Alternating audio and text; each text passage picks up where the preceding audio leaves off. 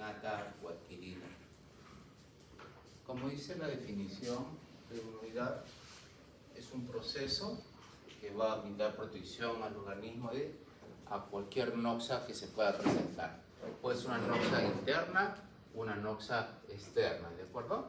¿Qué cosa también nos va a ayudar? Nos va a ayudar a provocar una memoria de los gérmenes o de las noxas que vamos a encontrar, ¿de acuerdo? Este patógeno me va a generar una memoria, ¿para qué? Para que la próxima vez que lo vea pueda ser mejor o más fácil destruirlo o contenerlo. Como este es un problema de vigilancia, ¿de acuerdo? Si lo podemos comparar, podría ser con un policía, ¿de acuerdo? Viene la primera vez, viene un ladrón, el policía lo coge, ¿de acuerdo? Y lo contiene, lo lleva a prisión, qué sé yo. De repente, como ocurre con nosotros, ¿de acuerdo? Hay un jovencito que va y le arrebata el celular a la doctora, ¿de acuerdo? Viene el policía, lo lleva a la cárcel y al día siguiente se regresa a su casa. Y le vuelve a robar el celular, ¿de acuerdo? Pero resulta que ya es la misma persona. Y el policía ya sabe quién es. Y sabe de alguna forma que cuando lo vea, sabe que va a ser el agente que va a provocar la lesión, o en este caso la noxa. Vamos a ver entonces lo que es una definición de lo que es inmunidad innata versus la adquirida.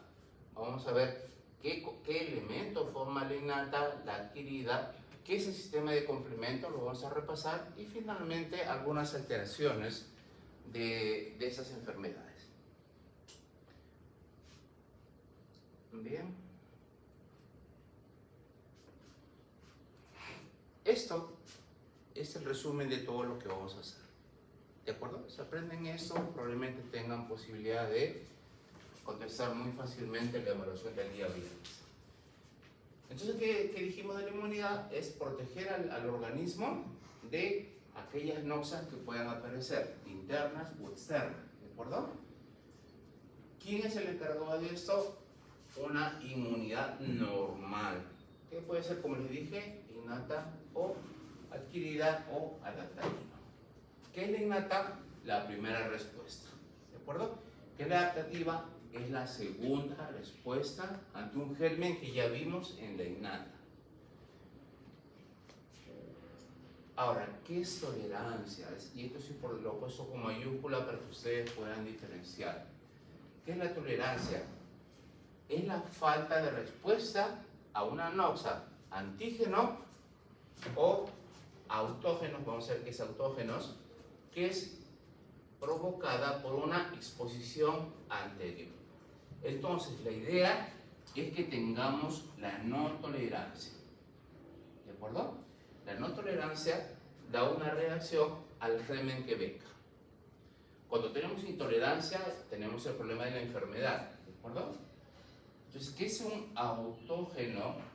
Un autógeno es un agente que va a producir el exceso, ¿de acuerdo? En el exceso de la inmunidad tenemos problemas inmunológicos o autoinmunes, lupus eritematoso, fiebre reumatoidea, artritis reumatoidea, una serie de patologías que vamos a ver. Bien. Seguimos diferenciándonos y decimos que tengo la inmunidad innata y tengo la inmunidad adaptativa. En cuanto a tiempo, cuando entra una noxa al organismo, tenemos que trabajar rápido, ¿de acuerdo? Si no trabajamos rápido, nos va a ganar.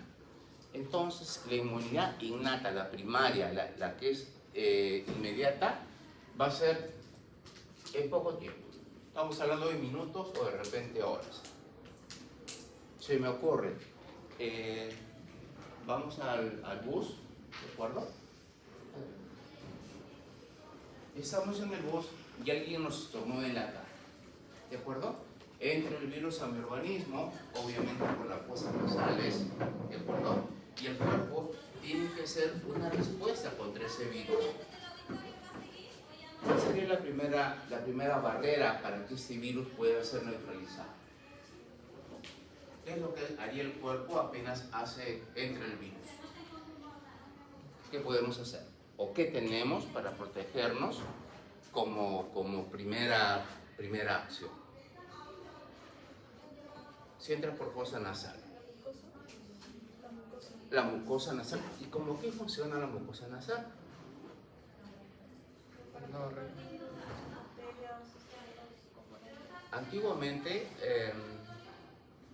Antiguamente teníamos, cuando había muchas moscas, las mamás nos compraban una tira pegajosa, ¿no? Le llamamos en esa época pegamosca, le decíamos. Entonces lo estirábamos y lo dejábamos colgado en el techo. Y era una tira con mucha goma. Entonces las moscas iban y se pegaban en ese pegamosca. Y obviamente ya no fastidiaba. ¿La mucosa nasal funciona así? Sí, funciona como un pegamosca. ¿Y qué hace la mucosa nasal con este virus que lo ha pegado? ¿Nosotros producimos moco nasal? Sí. ¿Cuánto de moco nasal producimos al día? ¿O no producimos moco nasal? ¿Solamente lo producimos cuando estamos resfriados? No. ¿Cuánto producimos? Fisiología. ¿Cuánto producimos al día? ¿Cuánto produce, doctor, usted al día? ¿Ni idea? Un promedio entre 3/4 y 1 litro de moco al día. Entonces, ¿todo el día estamos sonando los mocos? No. No. ¿Qué hacemos con ese moco? No los pasamos. ¿Y a dónde va? ¿A dónde llega primero? No los pasamos, ¿cierto? Faringe, esófago, estómago. ¿Qué barrera tengo en el estómago?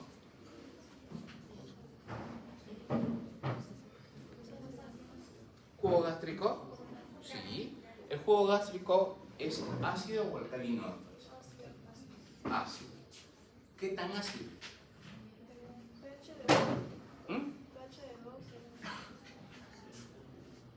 La vida humana, ¿entre qué parámetros se permite? De pH.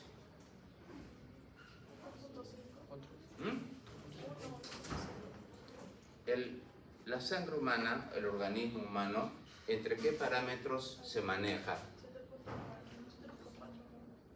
7.40 con un rango de más o menos 0.4 de 6.2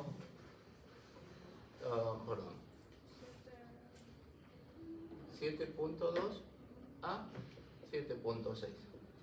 Pasado ese rango, ya tenemos muchos problemas porque nos vamos a la alcalosis, nos vamos a la acidosis. Si este es el rango de vida, ¿cuál será el pH del estómago en el momento que tenemos más hagamos de cuenta que ustedes no han desayunado, no han almorzado, ¿de acuerdo? Son las 3 de la tarde y pasan por un restaurante y huelen un alimento muy, muy rico, ¿de acuerdo? Ustedes dicen que les suena el estómago, ¿cierto? ¿Por qué les suena el estómago? Se les hace agua la boca, ¿sí? Eso estimula secreciones, ¿sí? En ese momento de más apetito y mayor acidez, ¿cuánto será el pH de mi estómago?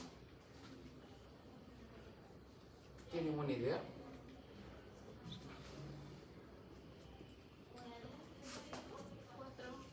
4.5. Hagamos de cuenta que el doctor pues se va a una fiesta el viernes en la noche o sábado en la noche, ¿de acuerdo?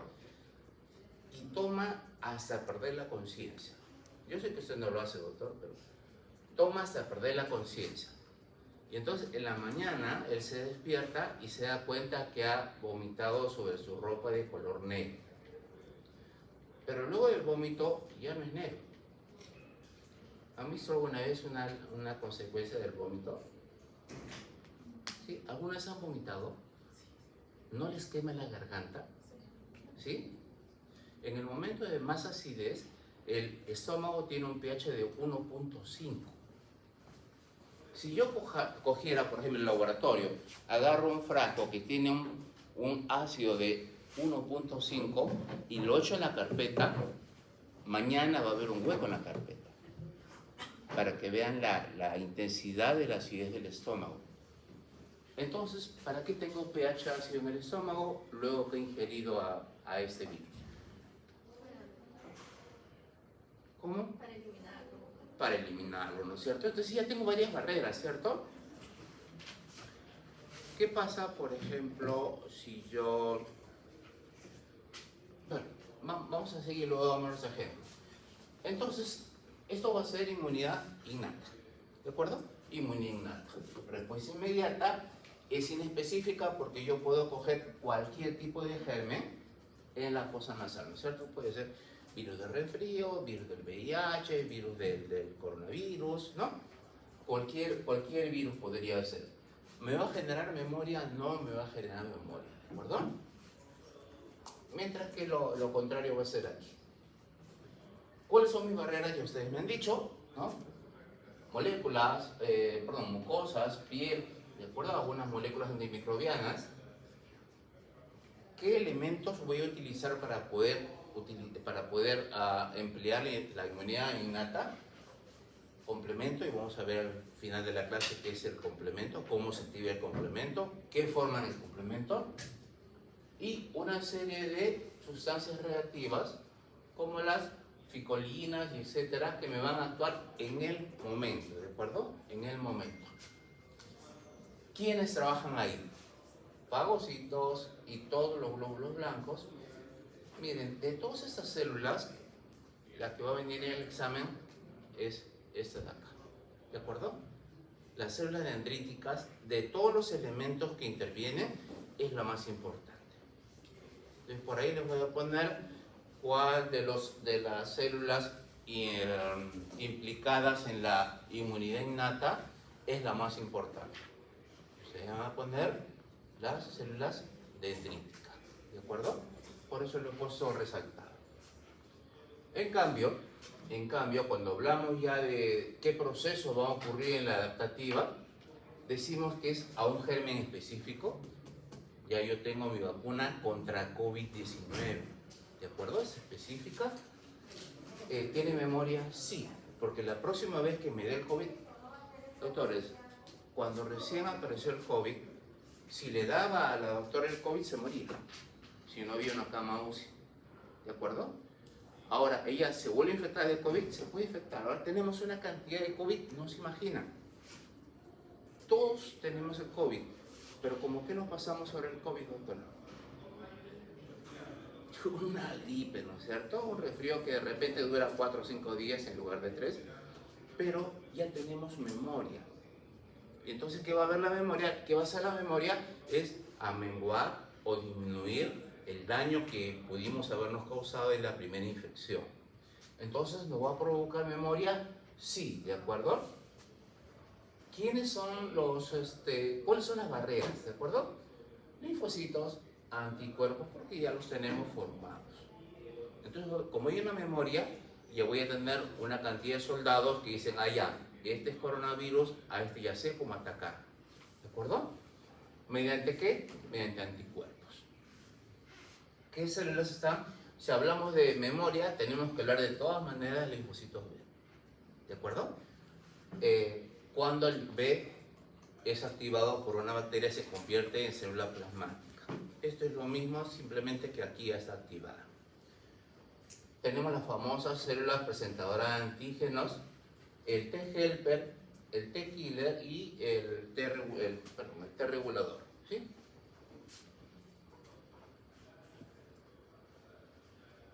Aquí está lo mismo, pero en inglés.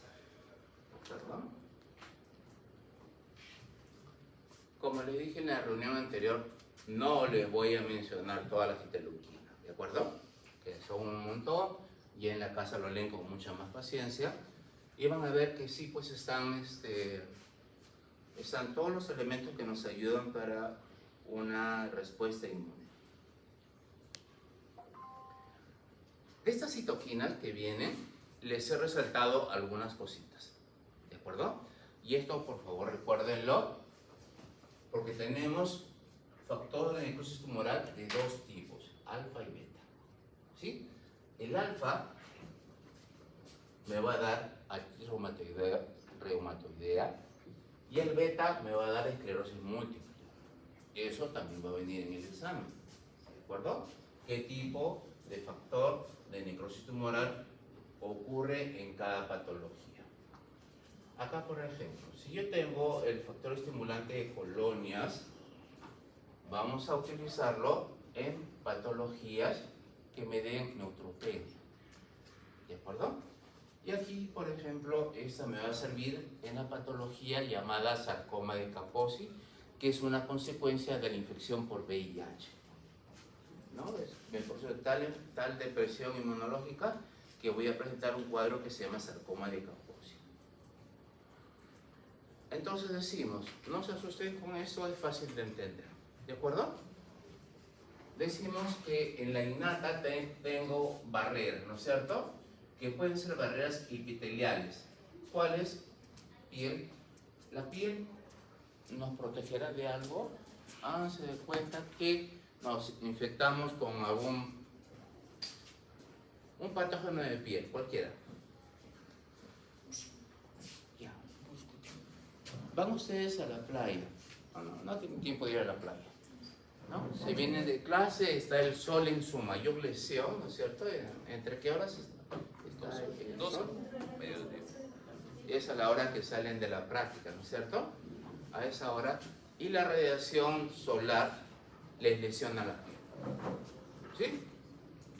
¿Qué elementos tengo yo para protegerme? ¿Qué mi cuerpo qué hace para protegerme de esa lesión por radiación?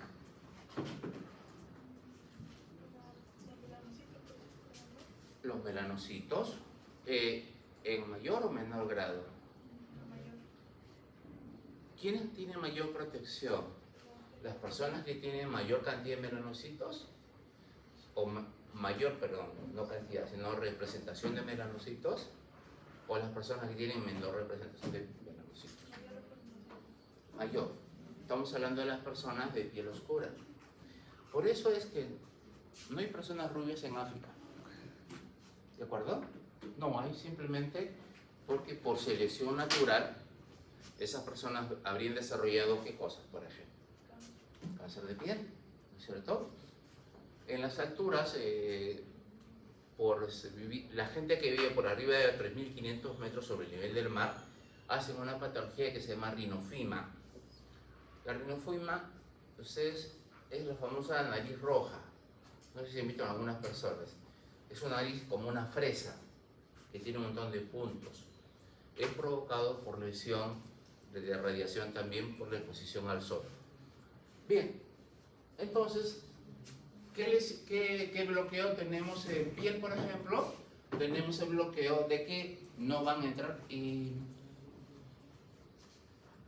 No les voy a preguntar eso. O sí les pregunto. ¿Cuántas capas forman la piel, la epidermis?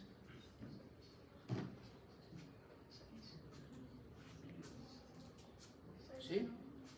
¿Cuántas capas forman la epidermis? Ya, no cuántas, dígame cuáles son. El estrato córneo es el más basal, el más superficial. El más superficial es el que se descama.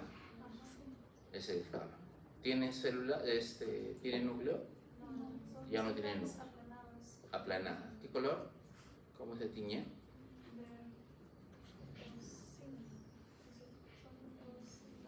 ¿Y alino? ¿No? Ya, seguimos bajando. El estrato que sigue. ¿Estrato? Sí, lo conocemos con otro nombre. ¿Estrato? ¿Lúcido? No. ¿Estrato espinoso? Estrato... ¿Cuál estrato? ¿Y cuál es el más profundo? El basal. ¿En el basal hay núcleo? Sí. Es la capa donde se puedan dividir las células. ¿de acuerdo? Más arriba, periodo del núcleo, ya no se pueden dividir, ¿cierto? Tengo el estrato basal. Después,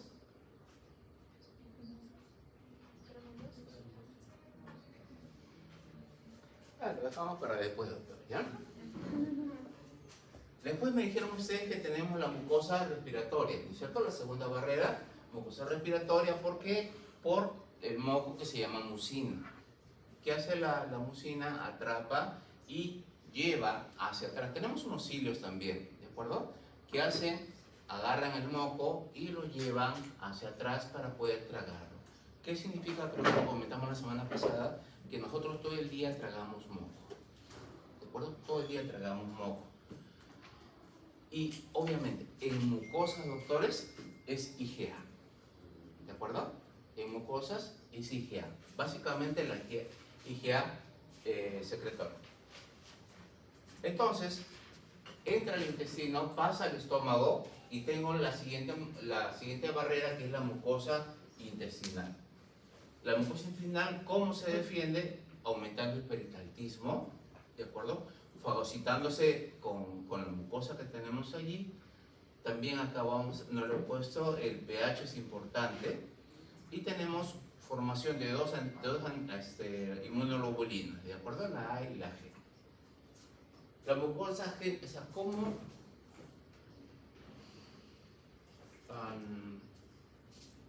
Vieron una niña de 3 años con fiebre, con disuria, ¿sí? Disuria, plaquiuria, tenesmo. ¿Qué cosa puedo pensar que tiene? Una infección urinaria y encima es estreñida. ¿Qué le pregunto a la mamá? Probablemente sea una infección urinaria, ¿no? ¿Qué factores de riesgo yo tengo para una infección urinaria en las niñas? No los niños, en las niñas. ¿Qué factores de riesgo?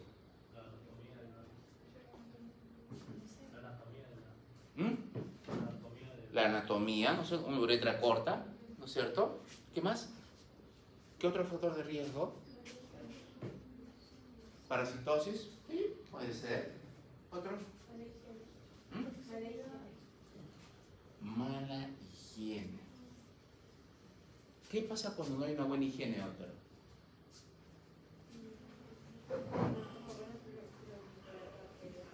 Entonces le voy a decir a la mamá que todos los días le lave la zona genital 3 veces al día con jabón. ¿Estaría bien? ¿Estaría bien? ¿No? Pero está limpio. Pero es por ¿Se dan cuenta cómo la dama dice sí, pero? Sí, pero. Doctor, ¿por qué? Porque solamente estaría limpiando la zona externa. La parte externa, pero de repente agarra un cepillito y limpia la parte No, interna. pero sería básicamente en lo interno, que sería una zona localizada que podría saber más con profundidad. Muy bien, me dice la doctora que es porque modificamos ¿qué? El pH. ¿Y el pH de esa zona qué cosa es? ¿Alcalino? No, ácido. Ácido. Y cuando limpiamos, pues, doctora. Sí, pero el jabón tiene un pH Sí, pero neutro a básico. entonces mientras más alcalino, Altera el pH y promueve las bacterias muy bien. ¿Qué otro factor de riesgo? Sí, es importante. O sea, no hay que ser muy escrupulosos en la zona genital, ¿de acuerdo? Porque si yo agarro un jabón neutro y lavo, lo voy a cambiar el pH y más bien voy a condicionar una infección urinaria, ¿no es cierto? ¿El estreñimiento será un factor predisponente para una infección urinaria? ¿No? ¿Algún parásito que me produzca infección urinaria? ¿Parásito que me produzca infección urinaria? ¿Ya llevaron parásito? ¿Está bien? ¿Sí? Hay un parásito que por la noche sale, pone sus huevos y se vuelve a meter.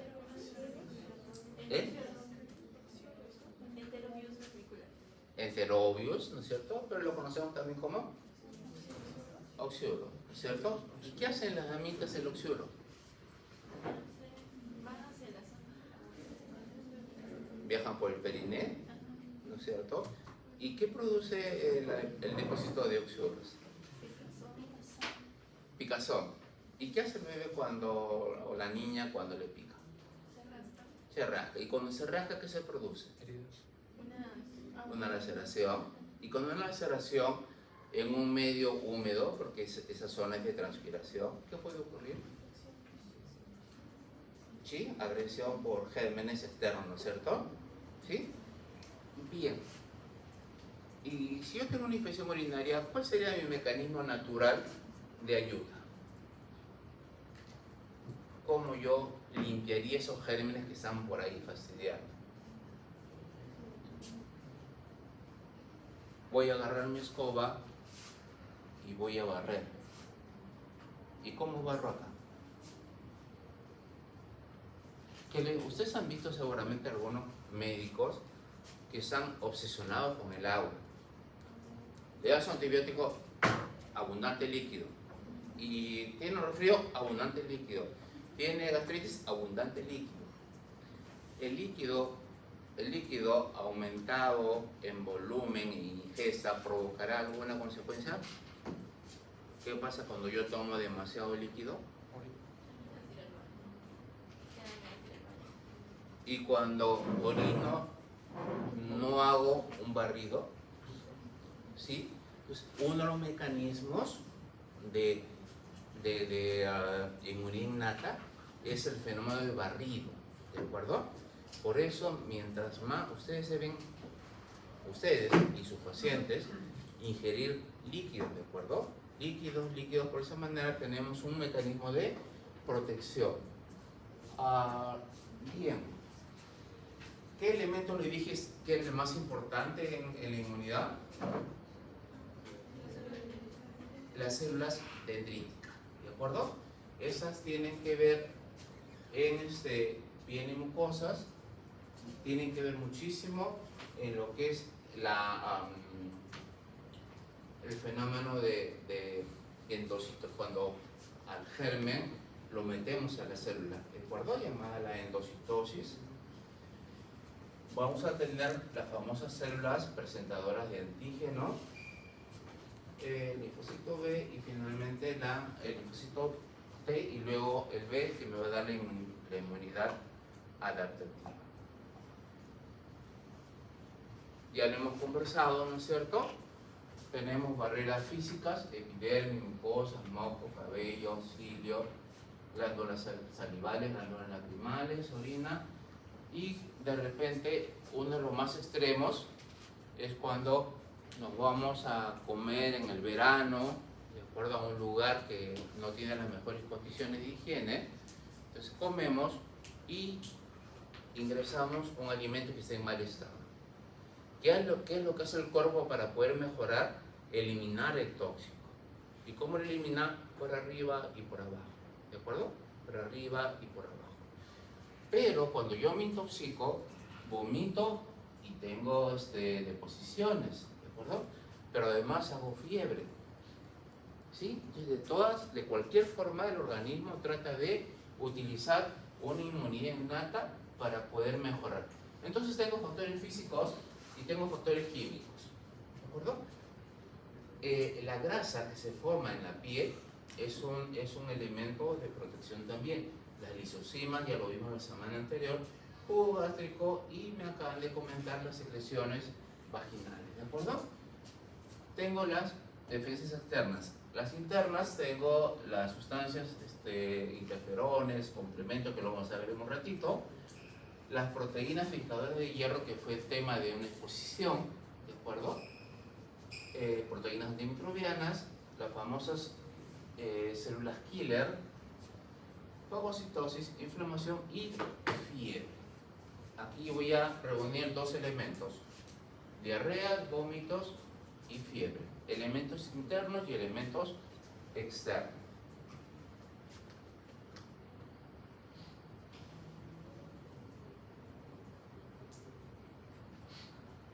Bien, esto ya lo comentamos la semana anterior, qué cosa es la fagocitosis o endocitosis, ¿no es cierto?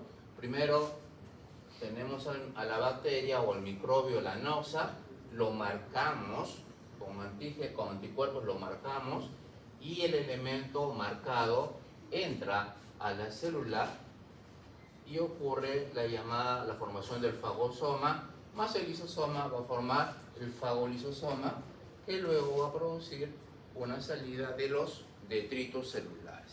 Lo vimos con detenimiento la semana anterior. Bien. Doctores, ustedes a lo largo de su carrera van a hablar bastante de radicales libres, ¿de acuerdo?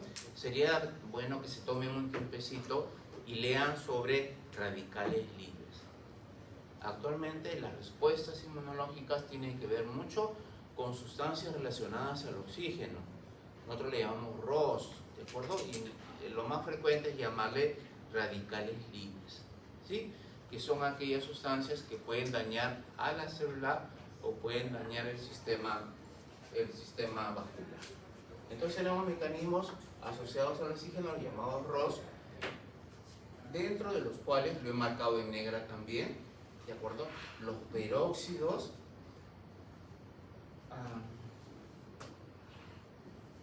¿Alguna vez han visto a alguien que tiene un uñero? ¿Sí? Bien. El uñero produce una inflamación y esta inflamación va a producir radicales libres y va a producir peróxidos. El peróxido es una sustancia química que anula el efecto del paracetamol. Entonces, cuando yo tengo una infección en mi dedo, voy a tomar paracetamol y no me va a curar la inflamación. No me la va a curar.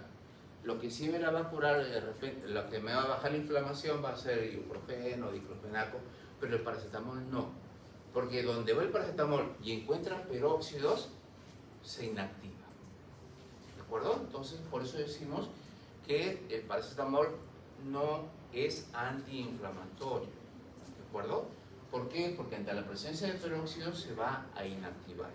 Entonces, usted ve un problema infeccioso con radicales libres, no den paracetamol. ¿De acuerdo? Cualquier otro medicamento. Y hay otras sustancias diferentes a los radicales libres, que son las enzimas lisosomales que las vemos por acá. ¿De acuerdo? Esas de aquí son los microbianos y una serie de sustancias que me van a ayudar.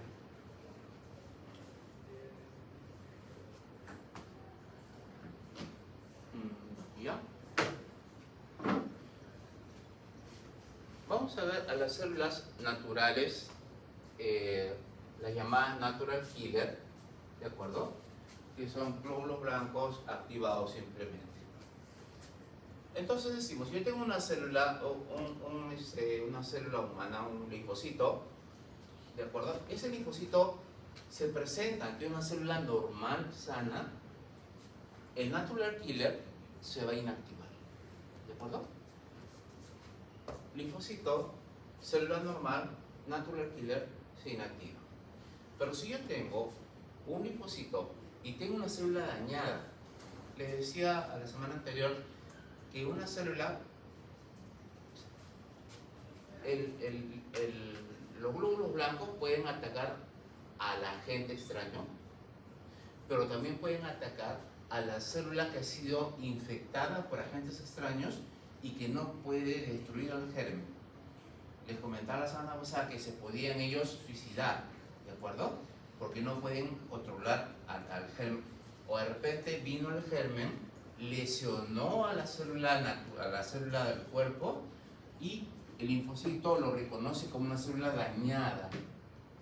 ¿Y qué hace? Se activa. ¿De acuerdo?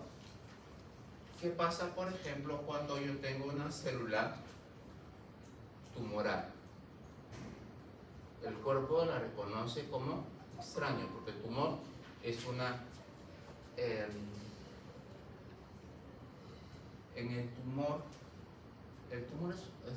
la tumoración es una célula que perdió su función. Esa célula solamente vive para comer y dormir. Comer y reproducirse. Perdió su función. No es neurona, no es célula muscular, no es célula ganglionar. No, solamente vive y se reproduce. Es un parásito. Vive y se reproduce. Entonces, esas células tumorales también tienen antígenos a la superficie. Igualito, el linfocito las ve que no funciona. Ahora pregunto, ¿ustedes y yo tenemos células tumorales? ¿Ahorita? ¿Ahorita? ¿Y por qué no somos un tumor? No están activados. O sea que si yo no tuviera inmunidad, haría un tumor. ¿Se producen células alteradas, células tumorales en el cuerpo normalmente? ¿Sí? ¿Sí? Y si no tuviéramos esta barrera, todos haríamos tumores. Pueden ser benignos o malignos. ¿De acuerdo? Esto significa simplemente acúmulo de células. ¿De acuerdo? Que pueden ser malignas o benignas. La otra forma es que tengamos un receptor que se conecta, se contacta con un inhibidor. ¿De acuerdo? Y tengo receptores que no se ligan al inhibidor. Al final todas ellas presentan al linfocito T. ¿Hay células de varios tipos? Sí, en las innatas, ¿de acuerdo? Las tenemos las T, que son las CD, ¿de acuerdo? CD56, CD56, CD16, CD16, natural killer ambas. Pero también tengo otras sustancias, ¿de acuerdo? Que no necesariamente van a ser las células T.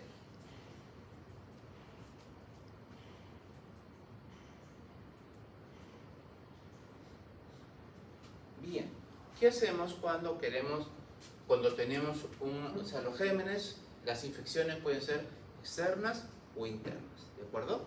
Cuando es un elemento, una noxa externa, va a llevar todo este proceso, dijimos el otro día, lo hacemos ingresar al cuerpo, forma un fagosoma, ¿recuerdan?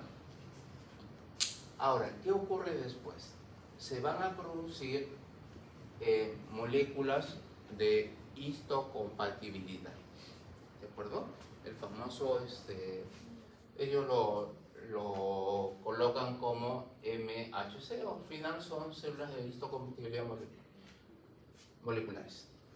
Cuando yo hablo de antígenos externos, voy a hablar de antígenos de histocompatibilidad tipo 2, ¿de acuerdo? Externos tipo 2. Esto viene en el examen también, ¿de acuerdo? Exógenos tipo 2. Es el antígeno propio de histocompatibilidad tipo 2. Les he agregado una pequeña leyenda abajo para que se puedan orientar qué cosas son antígenos tipo 2, ¿de acuerdo? Eso no está en su PPT. Pero cuando tengo un antígeno endógeno, se va a activar el complejo de histocompatibilidad tipo 1. ¿De acuerdo? Entonces ya tienen la idea clave. El exógeno tipo 2, el endógeno, un antígeno del tipo 1. ¿De acuerdo? ¿Cuándo hablo? Cuando el germen es intracelular. En el otro lo hemos fagocitado. ¿De acuerdo? Este es intracelular, es fragmentado, es desarmado el antígeno, se le va a unir a los famosos antígenos de histocompatibilidad y eso se va a presentar en la membrana. Entonces, ¿qué pasa? Viene un macrófago y ve que esta célula tiene una señalización y le dice, ¿sabes qué? Estoy infectado, mátame. ¿De acuerdo? Como ya presentó el antígeno, viene la otra célula, el macrófago, y elimina a esa célula. Bien, le dije cuál era la más importante. Las células dendríticas, ¿de acuerdo? Las dendríticas pueden ser de dos tipos, o maduras o inmaduras, dependiendo de dónde estén. Las células dendríticas, eso también es un agregado celuloso, por eso no está en su PPT. Y tengo dos tipos de células dendríticas, de acuerdo a las maduras y las inmaduras. Decimos que las células maduras, los linfocitos maduros en este caso, son los que se encuentran en las zonas generadoras, o sea, donde yo formo células sanguíneas. Las voy a formar en médula ósea roja y en el timo, ¿de acuerdo? Entonces, ¿cuáles son los órganos generadores de tejido linfático de las maduras? Va a ser la médula ósea y el timo. Esas son las llamadas maduras, ¿de acuerdo? Y los órganos periféricos, estos son, por decir, órganos centrales, donde se producen. Y estos órganos periféricos, ¿cuáles son estos elementos periféricos? Son los ganglios linfáticos, o sea, lo que ustedes conocen como el sistema RES, ¿de acuerdo? El sistema retículo endotelial. Tienen los ganglios linfáticos, vasos, tejidos linfoides, que se asocian a las mucosas, en el caso de las glándulas amigdalianas. ¿Y esas qué cosas hacen? A diferencia del linfocito maduro, desarrollan la respuesta inmunitaria e inmunológica, ¿de acuerdo? Entonces, ¿quiénes dan respuesta inmunológica? Va a ser los órganos periféricos. Y las centrales, las generadoras, me van a dar a los linfocitos, perdón, a las células dendríticas maduras. Esto es una explicación de lo que tenemos allí. La madura, ¿dónde funciona? En las células presentadoras de antígenos. Aquí tenemos el ejemplo de un complejo mayor. Usualmente los complejos mayores de histocompatibilidad están presentes todo el tiempo. Bien, les dije la semana anterior, nos resfriamos, ¿sí? Nos resfriamos. Cuando me resfrío, ¿qué cosa presento, doctora?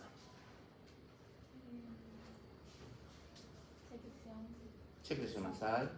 ¿Qué más? Su organismo feliz, se pone a bailar a la fiesta. No. ¿Qué presenta usted? Cansancio. Cansancio. Malestar general. Me parte el cuerpo. Me duelen las articulaciones. ¿Qué más? Fiebre. ¿Qué más? Cefalea, ¿no es cierto? ¿Y en cuánto tiempo mejor? 3 días. O sea, a pesar del Panadol antigripal. 3 días. ¿Y por qué 3 días? ¿Es un número mágico? ¿Será la Trinidad? ¿Serán los 3 días que pasó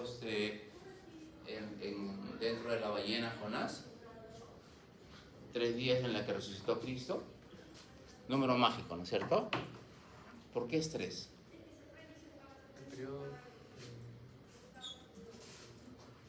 ¿Por qué 3? ¿Por qué 3? ¿Qué dijimos de la inmunidad innata? Es rápida, ¿de acuerdo? En horas. Ingresa el germen, me duele el cuerpo, moco, tos, fiebre, todo, ¿de acuerdo? Y van a intervenir interferones, factores de necrosis tumoral tipo alfa, ¿de acuerdo? Interleuquinas como la 12, por ejemplo, y que van a hacer, van a bloquear el efecto, la agresión del germen, y empieza a bajar y la mejoría empieza a aumentar.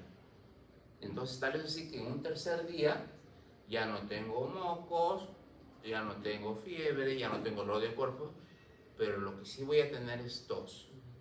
Muchas veces va a venir la mamá: doctor, mi hijito estuvo resfriado, pero ahora tiene tos, ¿de acuerdo? Y quiere que le den remedio para la tos. ¿Será conveniente dar un medicamento para la tos, doctora? ¿La tos es buena o es mala? Es buena, es un mecanismo de defensa Es buena. para sacar a la parte. Entonces es buena. Sí, pero también podría Sí, causar pero- un daño en sus bacterias de la garganta. Podría. Entonces le quito la tos. Es para, Pero ya se sanó de los mocos. es para que no se inflame más. Algunos pueden dar, algunos como que pueden como que evitar toser bastante, para que no se inflame más, le dan medicamentos. Y si el niño tose hasta vomitar, ¿será una razón para eliminar la tos? ¿Sí? ¿No? Son los vómitos emetizantes, se llaman así. ¿Y qué le damos para la tos? ¿Saben ustedes? Porque ustedes no tienen por qué saberlo. Dextrometorfano. ¿Qué más? Codeína. ¿Y la codeína qué cosa es? ¿Eso? La codeína es un opioide, ¿no es cierto? Un opioide. ¿Y qué hacen los opioides? Ah, ya, en la medición. ¿Pero qué más hacen los opioides? ¿Trabajan sobre el receptor? Mu. ¿No? Mu. Mu 1 o Mu 2.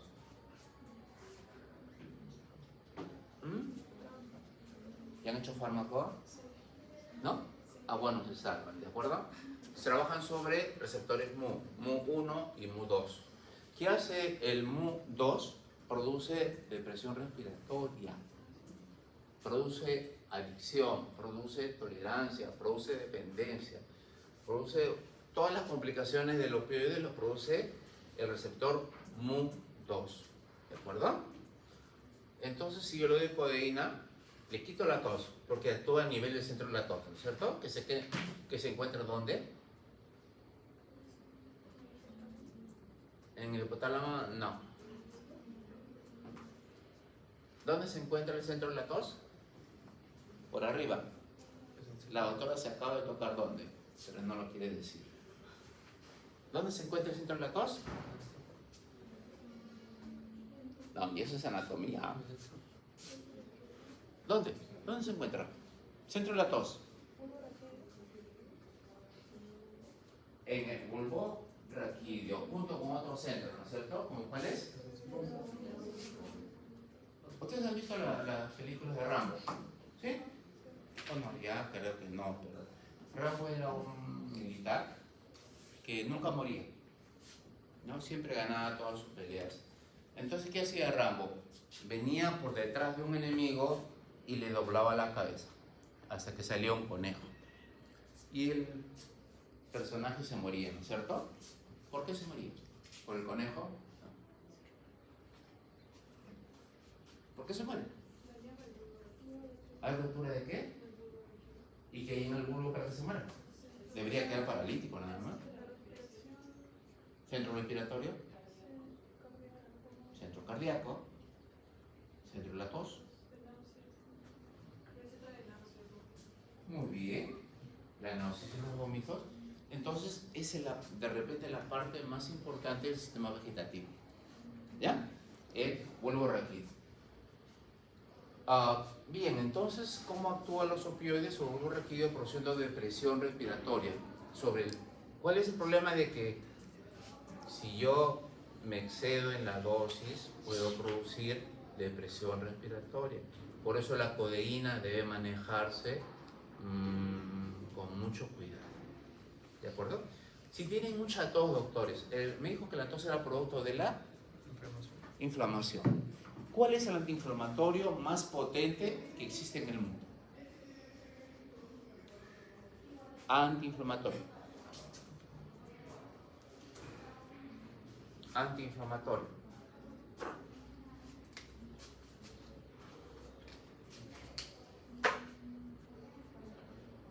Y encima es natural.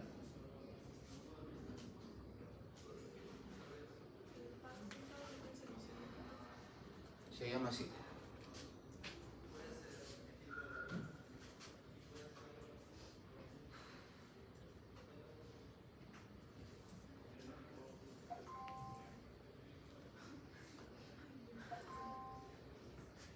¿Cómo se llama? ¿Qué tiene? ¿Qué letra?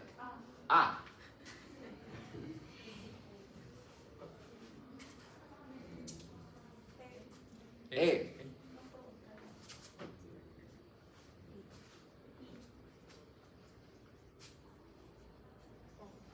O.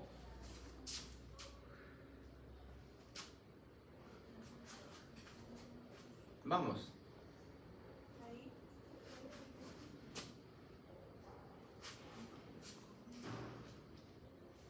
Corticoides. Los corticoides, doctores. Los corticoides son los mejores antiinflamatorios que existen en el mundo. ¿De acuerdo? Los corticoides. ¿Y cuál es el principal corticoide del mundo, el más conocido? No. El más conocido de ellos y el más eficiente es la prednisona. ¿De acuerdo? La prednisona. ¿Qué es la prednisona? Es un esteroide. ¿Quién lo produce? ¿Quién produce los esteroides en el cuerpo?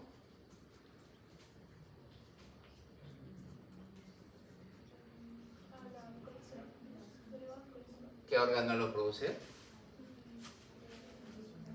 Está por el riñón. La glándula suprarrenal. ¿Qué tiene cuántas partes la glándula suprarrenal? 3. ¿Cuáles son? Fasciculado, glomerular, reticular. Ya. ¿Y qué parte me produce los corticoides? ¿La médula? ¿Qué parte de la glándula suprarrenal?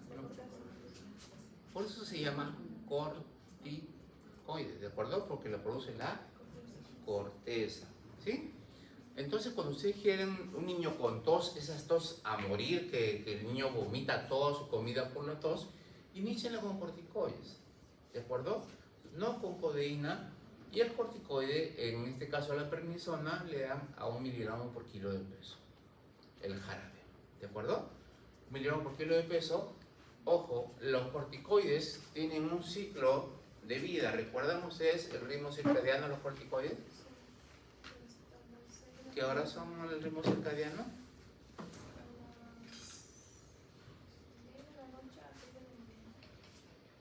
Tiene un ritmo así, ¿no es cierto? Entonces, ¿dónde consigo un pico mayor? Puede ser la mañana, 8 de la mañana, y el otro pico en la tarde. Estamos hablando 4 o 5 de la tarde. Entonces, ustedes cuando van a dar el corticoide, lo van a dar en la mañana y lo van a dar en la tarde. ¿De acuerdo? Entonces, como yo les he dicho, 1 por kilo, 1 miligramo por kilo, y le vamos a dar en la mañana y la noche, le voy a dar la mitad. Tengo un niño de 10 kilos. ¿Cuánto le corresponde por día? 10 miligramos. La cucharita trae 5. Le doy entonces una cucharita en la mañana y una en la tarde. El niño tiene 20 kilos. 2 cucharitas en la mañana. ¿Y cuál es el problema con el corticoide? ¿Cuál es mi gran problema con el corticoide? Que el niño va a retrasar el crecimiento. Y sí, cuando es crónico, ¿no es cierto? Cuando es crónico. El problema es la acidez gástrica. Aumenta la acidez gástrica. Entonces los corticoides tienen que darlo con el estómago lleno.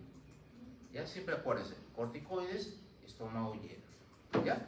Y siempre partida la dosificación en mañana y tarde. Y no usen la codeína, pueden utilizar el corticoide.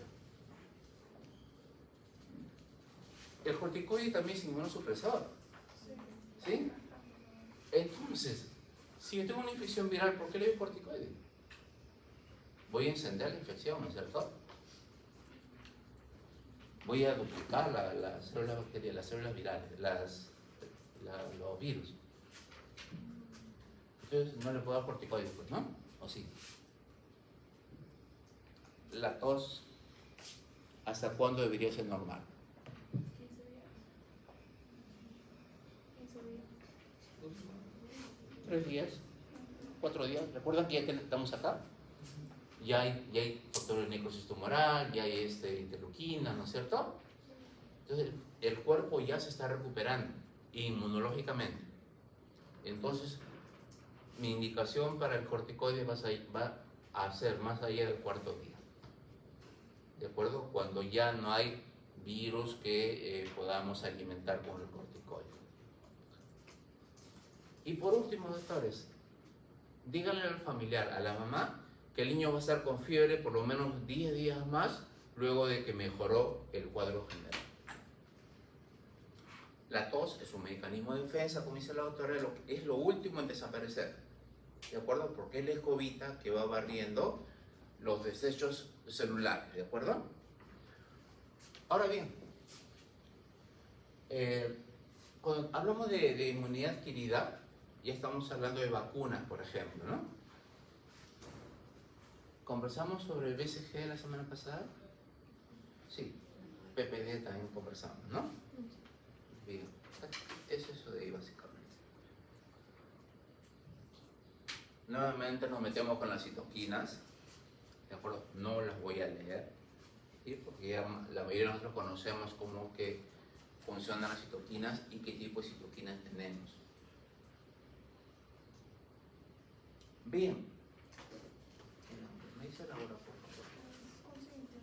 11 y 28. ¿Cuánto tiempo nos falta? 12:50 acá. 12 y 50. Tómense 10 minutos, doctores. Tómense 10 minutos.